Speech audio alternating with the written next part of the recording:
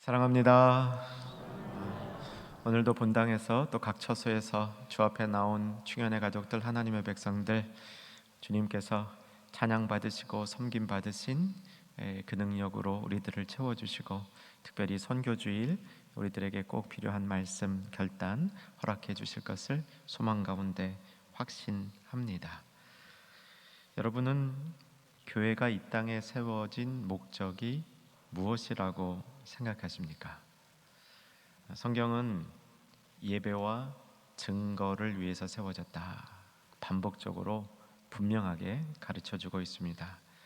요즘같이 코로나 시대를 경험하면서 교회 안팎에 참 어렵고 안타까운 일들이 많은데, 그중 하나가 교회에 대해서 일어나고 있는 회의입니다. 믿지 않은 사람들은 말할 것도 없고, 믿는 사람들도 교회에 대해서 회의하기 시작하는 거죠. 교회가 사람들에게 안정을 주는 것이 아니라 오히려 불안감을 주는 것, 이런 현상들이라고 말할 수 있겠습니다. 이런 상황 속에서 우리가 꼭 알아야 될 것이, 교회가 설립된, 세워진 원래의 목적이 무엇인가? 교회를 세우신 예수님의 뜻은 무엇이며 성경은 무엇이라고 얘기하는가? 예배와 증거이죠. 사랑하는 충현의 가족들, 절대로 잊지 마시기를 주 안에서 소망합니다. 예배와 증거는 모두 하나님과 불통, 하나님과 단절되었던 상태에서 하나님과 연결되면서 소통이 되면서 우리가 할 수 있는 특권이라고 볼 수 있습니다. 예배가 대표적이죠. 예배는 하나님 앞에 나아갈 수 없었던 우리들이 하나님 앞에 나아가는 길이 열리면서, 레위기 1장 1절, 하나님 앞에 나아가는 길이 열리면서 하나님이 이제 어떻게 우리로 하여금 제사를 드리면 기뻐 받으시겠는가 가르쳐 주셨다가, 예수님을 통해서 어떻게 하면 그 제사가 예배가 되어서 예수님을 통해서 어떻게 예배드리시면 우리를 받으신다, 그 길을 열어주신 거죠. 그러니까 예배는 하나님 앞에 나아가는 길이 열린 겁니다. 광대하시고 또 유일하신 하나님, 그 하나님을 우리가 섬길 수 있는 길이, 하나님과 교통할 수 있는 길이 열린 게 예배입니다. 감사하죠.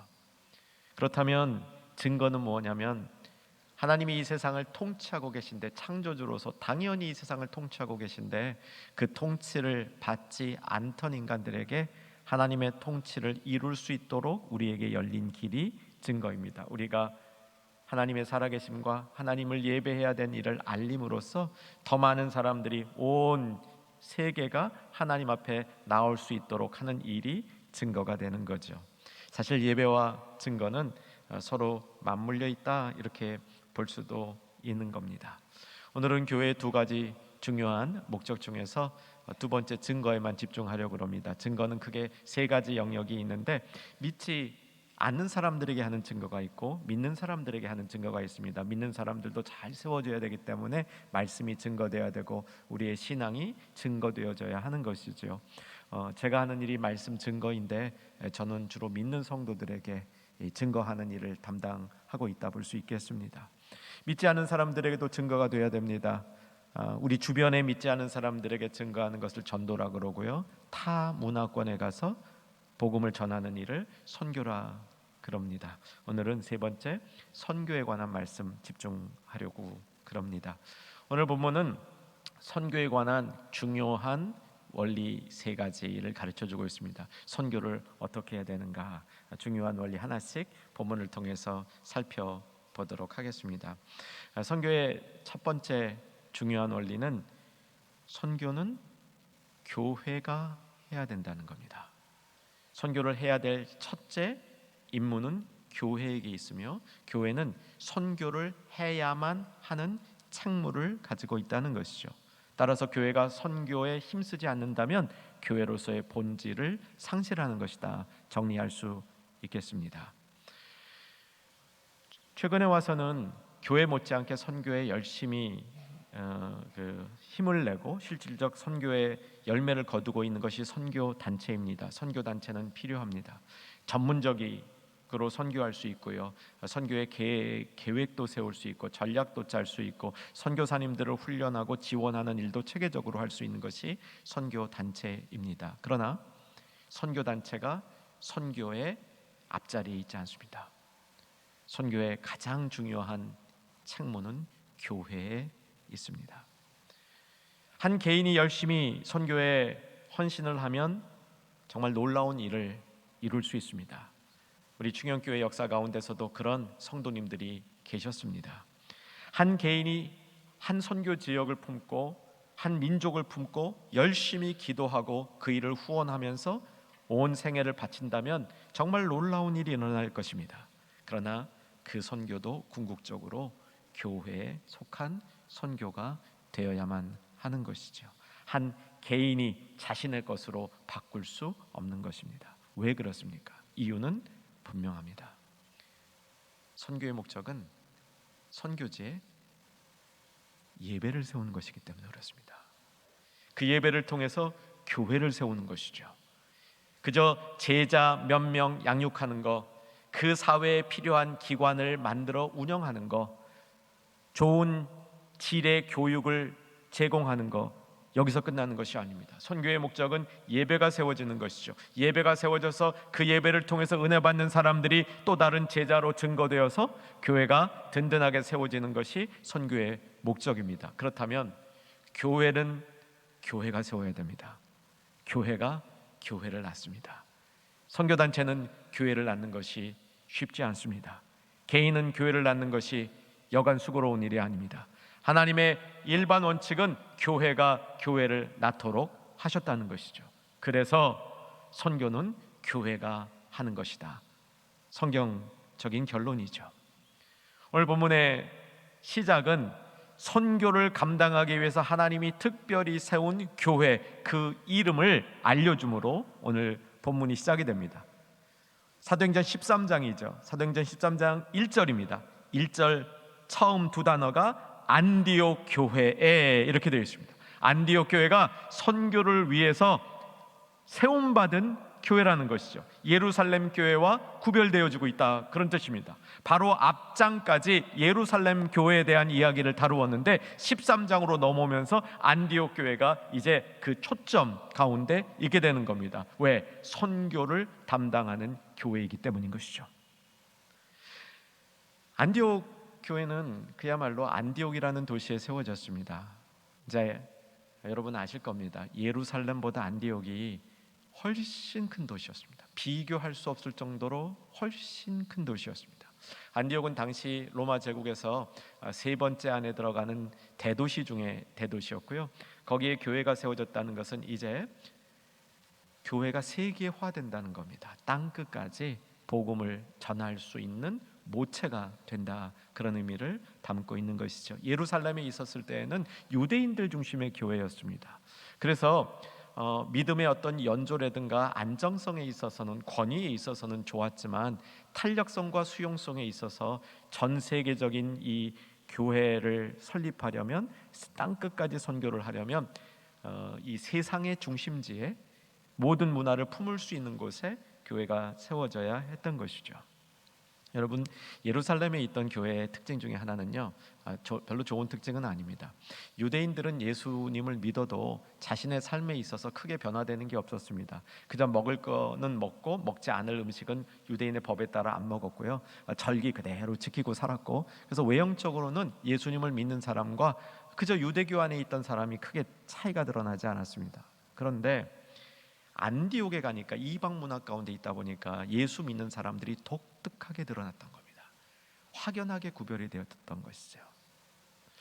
우리나라에도 여러 가지 교회가 참 왕성했던 여러 가지 모습으로 그런 이제 그 시기들을 돌이켜 보면 이런 일들도 우리 서울에도 종종 있었죠. 이제 어떤 교회들에게는 새벽마다 젊은이들이 그냥 수천 명 모이는 거예요. 새벽 기도에. 또 그걸 그냥 매일같이 아침 이렇게 지어주는 권사님들의 봉사도 있었고요.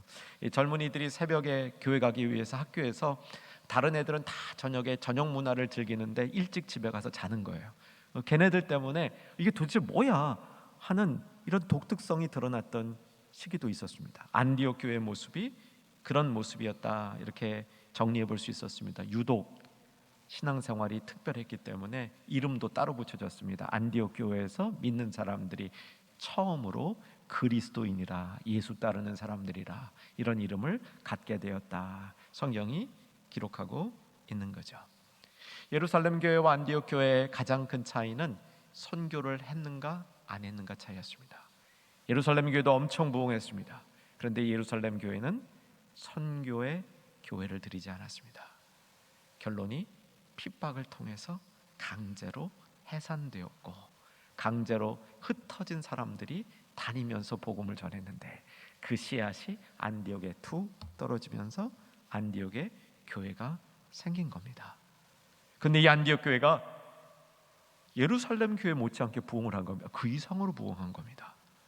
근데 안디옥 교회는 그 부흥을 했을 때 자기 자신을 만족하는 일에, 교회 안에서만 훈련받고 신앙생활 잘하는 일에 만족한 것이 아니라 자신을 선교로 드리는 교회로 바꾸었다는 것이죠. 이것이 오늘 본문 말씀의 핵심이 되는 겁니다. 사랑하는 여러분, 교회는 선교를 위한 부르심이 있습니다.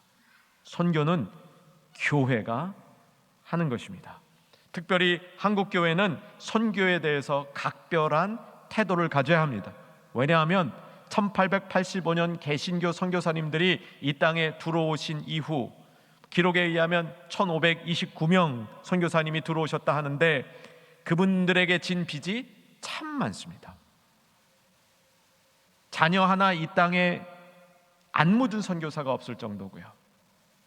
우리 땅에서 선교하셨던 수많은 선교사님들이 그때 흘렸던 피와 눈물, 그리고 그분들이 가졌던 열정, 그분들의 교육 배경, 이런 것들을 짚어본다면 우리는 정말 많은 빚을 지고 있는 교회라는 것이죠.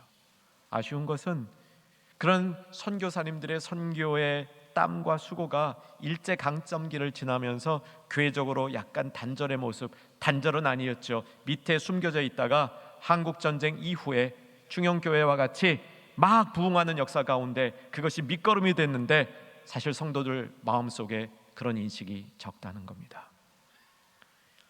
오늘 우리가 선교주의를 맞이하면서 선교는 교회가 하는 것이다, 특별히 우리 교회의 그런 사명이 더욱더 강하게 있다는 사실을 온 충현의 가족들이, 하나님의 백성들이 기억할 수 있기를 소망합니다. 첫 번째 대제를 다시 한번 정리합니다. 선교는 교회가 하는 것입니다. 그래서 안디옥 교회가 사도행전의 중심에 올라서게 된 것이죠. 두 번째, 선교는 성령님께서 주관하십니다. 선교의 주체는 성령님이신 거죠. 오늘 이 원리를 본문을 통해서 확인했으면 좋겠습니다. 2절과 3절입니다. 2절과 3절로 눈을 옮기시고 같이 한번 2절 3절 달아서 읽겠습니다. 주를 섬겨 금식할 때 성령이 이르시되 내가 불러 시키는 일을 위하여 바나바와 사울을 따로 세우라 하시니 이에 금식하며 기도하고 두 사람에게 안수하여 보내리라. 오늘 본문이 사도행전 13장입니다. 사도행전은 1장에서 12장까지를 전반부라 그러고 13장에서 끝까지를 후반부라 그럽니다. 앞부분에는 예루살렘 교회가 중심이고요, 뒷부분은 안디옥 교회에서 시작이 돼서 땅 끝까지 여러 교회들이 이제 나타나기 시작이 되는데, 그 첫 자리에 안디옥 교회가 있습니다. 사도행전 전반부와 후반부가 비슷하게 시작되어진다, 이렇게 연구하는 학자들이 설명을 합니다. 사도행전 전반부의 시작이 1장 8절에서 성령이 임하시면 너희가 권능을 받고 예루살렘으로부터 여러 지역까지 내 땅 끝까지 내 증인이 되리라, 이렇게 시작하죠. 2장에 가서 오순절에 성령님이 강림하십니다. 그때 사람들이 회심하시면 하면서 교회가 형성된 거죠. 오순절에 교회가 형성된 겁니다. 성령의 강림으로. 후반부 13장에 오면 안디옥 교회가 이제 틀을 갖췄습니다. 안디옥 교회는 사실 11장에서 세워집니다. 안디옥 교회가 틀을 갖췄습니다. 그런데 주님의 눈에는 안디옥 교회가 이제부터 본격적인 교회로서의 꼴을 갖추는 겁니다. 왜? 성령의 지도하심, 성령의 임재하심, 성령의 역사하심에 따라서 교회가 선교를 위하여 드려지기 시작하면서 진짜 교회로서의 존립, 목적이 나타나기 시작한다. 이것이 사도행전 전체 구조 안에서 본 본문의 의미라고 볼 수 있겠습니다. 교회가 금식하고 준비하면서 이 일을 시작하는 거죠. 성령의 역사가 있어야 시작하는 겁니다. 일부 교파에서는 사도행전의 성령의 이야기가 참 많이 나오는 것을 성령을 은사적으로 해석하는 그런 가르침도 없지 않아 있습니다. 그런데 제가 보기에는 적절한 해석이 아닌 것 같습니다. 사도행전에 성령의 참 등장이 많습니다. 그런데 사도행전에 나타나는 성령의 사역을 엄격하게 성경 안에서 조명한다면 그 성령께서 하시는 가장 중요한 일은 선교를 주도하시는 겁니다. 선교를 주도하기 위해서 사람을 변화시키는 겁니다. 선교를 주도하기 위해서 사람들에게 은사를 주는 겁니다. 선교의 새로운 지평이 열릴 때 성령께서 역사하지 아니하면 완악한 사람들의 마음이 열리지 않으니까 특별한 방법으로 선교지에서 선교를 하는 사람들을 변화시키고 강하게 만들어서 선교를 이끌어 가시는 사역을 성령께서 주도하고 계시는 것이죠. 여러분, 이 원리를 우리 마음속에 좀 잘 기억했으면 좋겠습니다. 성령께서 선교를 이끌어 가신다. 제가 이민교회를 섬기던 시절에 불어권 아프리카 지역에 좀 관심이 있었습니다. 여러분, 아프리카에 수많은 나라들이 있는데요. 그 나라들 중에 반절은 옛날에 영어를 쓰는 나라의 식민지였고요. 반절은 불어를 쓰는 나라의 식민지였습니다. 그래서 불어를 쓰는 나라들이 참 많아요. 지금도 그 선교의 이 중추적인 역할을 프랑스에서 감당할 수 있는 거죠. 불어를 사용하니까. 그래서 프랑스에 있는 선교단체 방문해서 잠시 시간을 보낸 적이 있는데, 제가 방문했던 그때가 이 선교단체가 중요한 결정을 하는 시간이었는데, 이 결정을 하는 방법이 특별했습니다. 선교단체의 중요한 리더들이 모여서요, 아침부터 성경 읽고 기도하고 성경 읽고 기도하고 성경 읽고 기도하는 겁니다. 언제까지? 그들이 구하고 있는 문제에 성령께서 답해 주실 때까지. 그게 몇 날 며칠도 간대요. 제가 있었던 때는 다음 날 이렇게 인도하심을 받았다 그러는데, 어떻게 그걸 확인하냐면 거기에 참석하고 있는 사람들이 전체가 다 동의가 돼야 돼요. 전체가 다 동의가 되면 성령께서 그 일을 인도하시는 것이다. 아주 기쁘게 그렇게 결론을 내린다고 합니다. 진짜 결론이 나니까 거기 계시는 분들이 다 얼굴들이 환해지면서 이게 정말 같이 기뻐하고 같이 마음이 모여지는 그런 일을 전 간접적으로 경험을 했습니다. 물론 지금 우리나라에 있는 교회들이 그런 방식으로 온 교회가 모여서 그렇게 선교의 일을 결정할 수는 없겠습니다. 세워준 리더들이 결정을 해야 되겠죠. 그런데 그 일을 온 교우들이 같이 참여하면서 이런 한 마음이 되는, 성령께서 주동하신다는, 성령께서 주인이시라는, 성령께서 이끄신다는 이 점에 대해서 한 마음으로 마음이 모여질 수 있는 결과와 역사가 있어야 된다는 거죠. 우리 충영교회에 그런 일이 일어나기를 주 안에서 소망합니다. 그저 몇 사람이 정했으니까 따라가는 겁니다. 하던 거니까 합니다. 우리 교구의 일이니까 그냥 동참합니다가 아니라 성령께서 이 일을 이끌어 가시는 줄을 분명히 알고 성도들이 함께 가는 그런 선교가 되어야 한다는 사실이죠. 오늘 본문에서는 성령께서 주동하시는 일을 어떤 표현을 사용해서 설명하고 있냐면, 불러시키는 일을 위하여 따로 사람을 세우는 일입니다. 자, 2절을 보시면 주를 섬겨 금식할 때 성령이 이르시되, 그 다음이죠. 내가 불러시키는 일, 이겁니다. 성령께서 함께 하실 때, 성령께서 이끄실 때 그가 불러서 시키는 일이 분명히 있다는 것이죠. 이 사건은 베드로가 고넬료를 만났던 사건하고 이 연결해 보면 이 공통점이 많이 나타납니다. 베드로가 고넬료라는 이방 사람을 만나죠. 고넬료는 이제 군인이었고요. 전혀 다른 도시에 살고 있었고 만날 수도 만날 필요도 없는 그런 사람이었습니다. 참 신기해요. 성령께서 역사하시면 만날 일이 하나도 없는 사람, 그저 그냥 내 상식으로 저 사람을 왜 만나나 하는 사람도 성령께서 이렇게 연결해 주시면 만나는 겁니다. 베드로와 고넬료가 그런 사람이었어요. 도저히 만날 수 없는 사람이었죠. 그런데 만나고 나니까 둘은 만날 수밖에 없는 사람이었어요.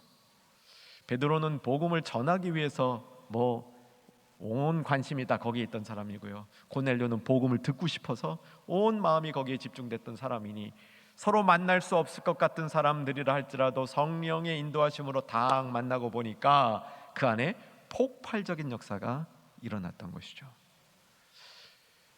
베드로가 좀 힘들었을 것 같아요. 고넬료의 집에 갈 때까지 꽤 먼 거리를 낯선 곳에 이동해야 됐고요.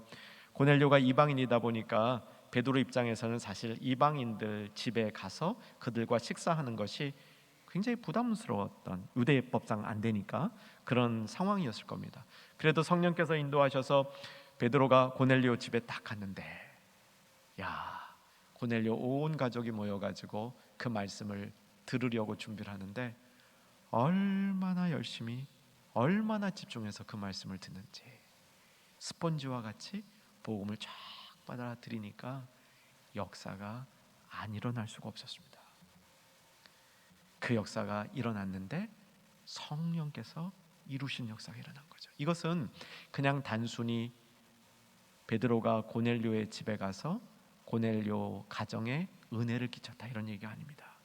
선교의 새로운 지평이 열려지는 역사였습니다.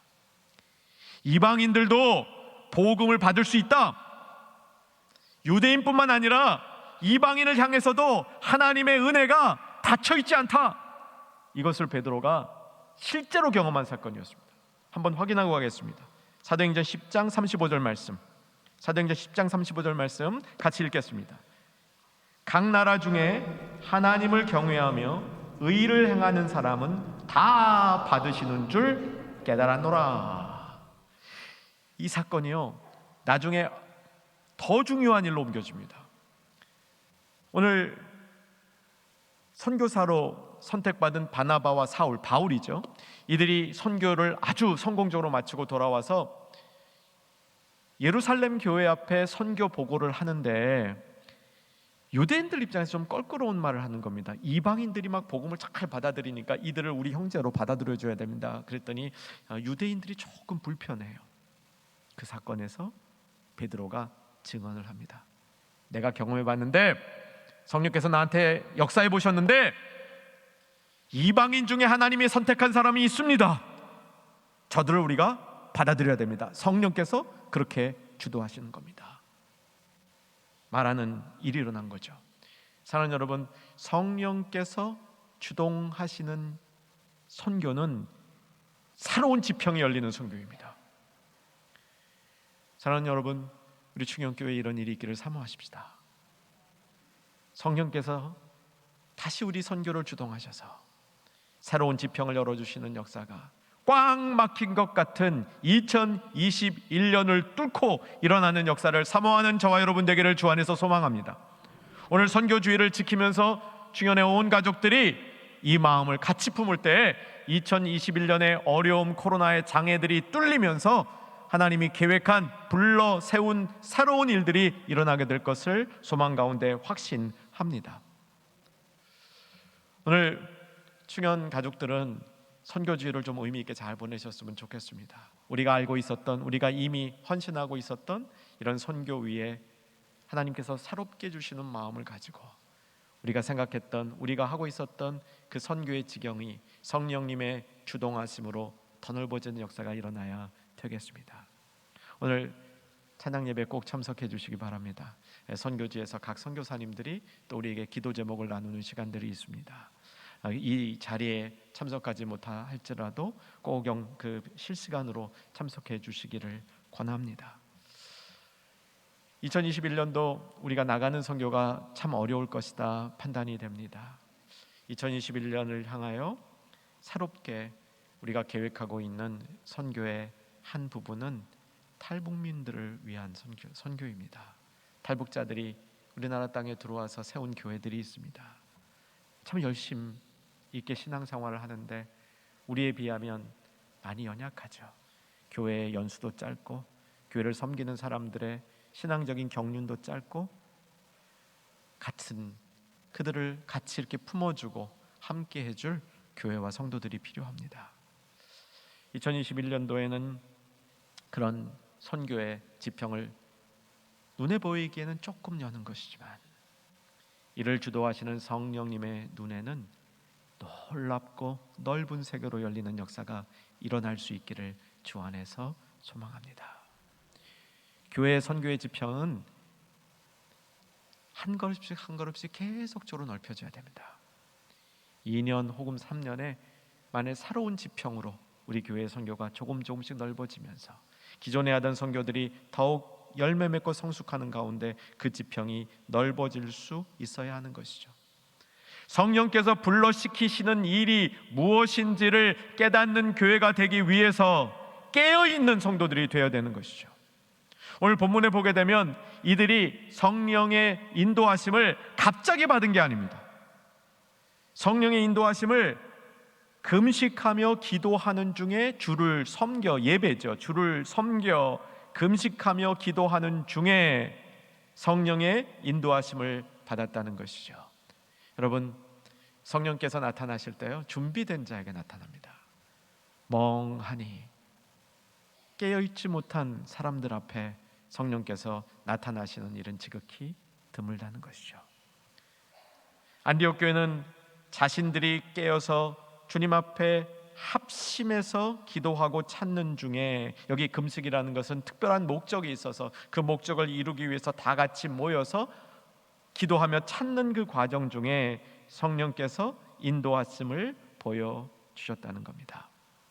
그리고 그 성령께서 인도하심을 보여주셨을 때 3절 다시 보시면, 이에 금식하며 기도하고 두 사람에게 안수하여 보내더라. 아주 깔끔하게 응답하는 모습입니다. 토를 안 달았습니다. 왜 이 두 사람입니까? 어디로 보내십니까? 뭐 하려고 보내십니까? 그러지 않았고요, 두 사람이 성령에 의해서 선택되는 순간 바로 안수하여서 이 두 분을 보냈다는 사실입니다. 두 번째, 대지를 정리합니다. 성령께서 선교의 주인이십니다. 선교의 주인이신 성령님을 따라가는 우리 교회의 선교가 되기를 주 안에서 소망하며 축복합니다. 세 번째는 내어주는 겁니다. 두 사도를 내보내라고 성령께서 지시하시니까 교회는 두말 없이 그 두 사도를 내보냈습니다. 이게 우리말로 읽어서 단순한데요, 원어로 보면 이 단순한 가운데 아주 독특한 맛이 있어요. 이 독특한 맛이 뭐냐면 따지지 않았다. 성령께서 하시니까 그냥 순종한다. 단순하게 그 일을 따랐다. 이런 표현이에요. 근데 내어드림이라는 건 뭐냐면 이 두 사람을 선정한 이 두 분이 이 교회에 너무 중요한 분인 거예요. 1절을 보시면 안디옥 교회가 어떻게 되어 있는지 확인할 수 있습니다. 한번 보시기 바랍니다. 1절을 보시면 안디옥 교회에 선지자들과 교사들이 있으니, 선지자들과 교사들이 안디옥 교회에 있었다. 이것도 눈여겨볼 필요가 있습니다. 예루살렘 교회에는 사도들과 장로들이 있었습니다. 굉장히 조직적이고 권위가 있고 나름 깊이가 있는 전통 교회의 모습이라고 볼 수 있겠죠. 그런데 안디옥 교회에는 사도와 장로 대신에 선지자와 교사들이 있었습니다. 선지자는 말씀을 전하는 사람, 누차 얘기했으니까 오늘 안 다루고요. 교사가 어떤 분들을 교사라 그러냐면 삶 속에서 하나님의 뜻을 발견할 수 있도록 돕는 사람이 교사입니다. 하나님의 뜻을 따라서 살아가는 일에 관해서 그것을 지도해 주는 사람들이 교사입니다. 선지자와 교사들이 있었는데 5명이 있었다라고 얘기하죠. 5명의 이름이 거명되고 있습니다. 1번 바나바, 2번 니게르라 하는 시몬, 3번 구레네 사람 루기오, 4번 분봉왕 헤롯의 젖동생 마나엔, 5번 사울, 이렇게 되어 있죠. 중간에 세 명은 전에 금요 집회에서 상세히 다뤘기 때문에 금요 집회를 참고해 주시고요. 헤롯의 젖동생 마나인 이분은 굉장히 이 권력층에 속한 분일 게 분명합니다. 이 젖동생, 우리말로 젖동생 그러면 유모의 자녀라고 이 표준 국어 사전에는 그렇게 돼 있어요. 그러니까 젖을 나누어 먹은 이런 사람. 근데 이 헬라 문화에는 그게 아니고요. 어릴 때부터 권력자가 될 후계자들을 똘똘한 친구들하고 같이 키워요. 그러면 어떻게 됩니까? 나중에 권력을 승계해서 왕이 됐을 때 어릴 때부터 같이 했던 이 친구들이 가장 측근에서 돕는 사람이 되는 겁니다. 그러니까 어릴 때부터 미래의 지도자를 위해서 준비된 조력자들, 그게 젖동생이라는 의미로 파악이 될 수 있습니다. 권력자였단 말이에요. 근데 이런 권력자를 내보낸 게 아니고 바나바와 사울, 바울이죠. 이 두 사람을 보내는 겁니다. 이 두 사람에게는 수식이 없어요. 왜 수식이 없는가? 니게르라는 시몬, 그 구레네 사람 루기오, 헤롯의 젖동생 마나인, 이렇게 앞에 수식이 안 붙은 것은 너무 잘 알려진 인물인 거예요. 너무 잘 알려진 인물. 안디옥 교회에 꼭 필요한 인물이었다는 겁니다. 성령께서 그 필요한 인물 둘을 내어달라고 그런 겁니다. 선교를 위해서 내어놓으라는 거예요. 교회에서 그것을 순종했다는 겁니다. 어떤 시기에는, 어떤 환경에서는 사람이 가장 중요한, 어떤 시기에 어떤 분들에게는 물질일 수 있습니다. 어떤 분들에게는 시간일 수 있습니다. 어떤 분들에게는 건강이 있을 수 있습니다. 그런데 하나님의 선교가 이루어지는 가운데 내게 소중한 것 일부를 내어놓을 수 있어야 한다는 거죠. 사랑하는 여러분, 성령이 감동받는 우리 충영 가족들 가운데 이런 마음이 성경적으로 동의되어지고, 이런 마음 가운데 마음 깊은 곳에서 나오는 동의의 아멘이 있을 수 있기를 소망합니다. 어떤 분들은 이거 좀 낭비 아닙니까? 그렇게 생각할 수 있습니다. 왜 꼭 좋은 거를 내어드려야 할까요? 이렇게 반문하는 분들도 있을 수 있습니다. 선교에 동참하는 이런 이 힘들이 일어날 때마다 그와 함께 이것이 낭비가 아닙니까? 라는 의문도 같이 일어날 수 있다는 사실이죠. 미국의 선교의 역사 가운데 잘 알려진 이야기가 여러 개 있는데, 그중 하나가 1952년에 에콰도르에 있는 와오라니, 아우카라고도 부르기도 하는 이 종족에 보내졌던 젊은 선교사 5명의 이야기입니다. 가장 대표적인 사람이 짐 엘리엇이라는 청년이었고요. 이 청년은 신실한 신앙의 가정에서 자라서 휘튼 대학교, 시카고 근방에 있죠. 휘튼 대학교라는 명문 기독교 대학을 나오게 됩니다. 학교를 다닐 때부터 선교에 마음을 두고 친구들을 결성해서 에콰도르 선교로 가기로 결정을 하고 결혼을 막 하고 에콰도르 들어가죠. 1952년에 들어갑니다. 4년 동안 열심히 준비를 해서 1956년에 이 종족 속으로 들어가게 되는데, 잘 알려진 이야기죠.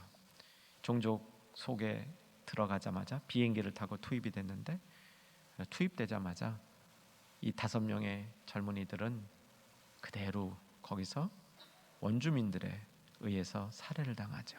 순교한 겁니다. 이들의 시체가 이게 강가에 이렇게 던져져서 하류로 흘러내려갔는데, 그 사진들이 찍히면서 후방에 보고가 됐고, 이것을 보는 많은 기자들의 기사가 낭비였다, 헛된 일이었다, 이런 기사로 채워져 있었습니다. 이 사건 이후에 짐의 부인 엘리자벳 엘리엇이 남편이 죽었다는 얘기를 듣고 바로 죽은 현장에 들어갔다 나온 후에 2년을 준비해서 그 당시에 뱃속에 있었던 아이 출산을 하고 3살 난 딸과 함께 그 종족에 들어가는 이야기죠.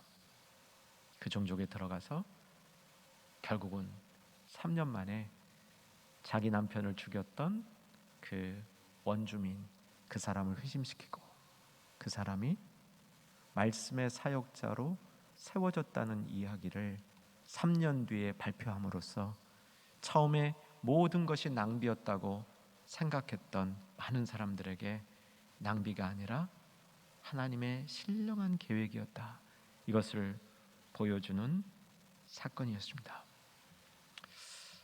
여러분, 하나님 앞에 좋은 것을 드리는 게 낭비일까요? 하나님 앞에 좋은 것을 드리는 게 낭비라고 본다면 하나님이 저와 여러분을 향하여 보여주신 사랑은 낭비일 가능성이 많습니다. 하나님이 우리에게 보여준 사랑이 낭비가 아니라면 우리가 주님 앞에 내어드리는 것도 낭비가 될 수 없다는 사실을 우리가 깨달을 수 있을 겁니다. 엘리자베스 엘리엇의 이야기는 사실 거기서 끝나지 않습니다. 이 엘리자베스 엘리엇은 16년 동안 그 선교지에서 사역을 마치고 한 40살쯤 됐을 때 본국으로 돌아옵니다. 선교를 접은 거죠. 그리고 90세까지 삽니다. 사실은 그 다음 50년의 인생이 더 기가 막혀요. 첫 남편은 원주민에게 순교해서 죽고, 두 번째 재혼을 했는데 그분은 암으로 죽고, 또 재혼을 하고 90세까지 살아가는 이야기인데, 그 엘리자베스가 죽은 다음 2015년에 주님 품에 갔는데 2019년에 그분이 쭉 여기저기서 이렇게 설교했던 이야기들, 간증했던 이야기들을 묶어서 책으로 나왔습니다. 책 제목이 고통은 헛되지 않아요 라는 제목입니다. 이 책에 아주 줄거리 하나만 말씀드리고 오늘 말씀을 정리합니다. 이 책의 줄거리는 하나님이 하시는 일을 수용할 때, 그리고 나에게 생기는 여러 가지 어려운 일들을 하나님 앞에 제물로 올려드리실 때, 하나님이 그걸 제물로 받도록 할 때 인생의 여러 가지 문제들이 풀려진다는 아주 깊은 이야기입니다. 시간 관계상 제가 다 전달을 못 해드리는데 이렇게 오늘 말씀 결론을 맺고 싶습니다. 하나님 앞에 우리가 내어드릴 때 그 내어드리는 일은 그렇게 단순한 일이 아닐 수 있습니다. 그저 내가 좋아하는 것, 내가 좋은 것 하나만 드리는 것이 아니라 이것을 통해서 우리 삶의 긴 여정과 우리 삶의 많은 부분들을 정말 주님이 기뻐하시는 것으로 돌려드릴 수 있다는 사실입니다. 그래서 선교의 원리인 내어드리는 원리는 단순히 선교만을 위한 원리가 아니라 우리의 삶이 하나님 앞에 올바로 드려지는 복된 삶의 길이 될 수 있다는 겁니다. 여러분 마음에 다소의 부대낌이 있다 할지라도 자신의 것들을 내어드리며 선교를 이루었던 안디옥 교회의 모습을 보시면서 우리 교회뿐만 아니라 우리들의 삶도 그렇게 내어드리는 삶으로 향하여 조금 더 발전해 나가는 축복이 우리 가운데 있기를 소망합니다. 기도하겠습니다. 살아계신 아버지 하나님, 선교주의를 지키면서 안디옥 교회를 통하여 말씀하신 교회가 선교를 해야 된다는 이 진리, 성령께서 선교의 주인이시라는 진리, 내어드려야 한다는 진리 잘 간직하는 우리들 될 수 있도록 역사하여 주시옵소서. 예수님 이름으로 기도하옵나이다. 아멘.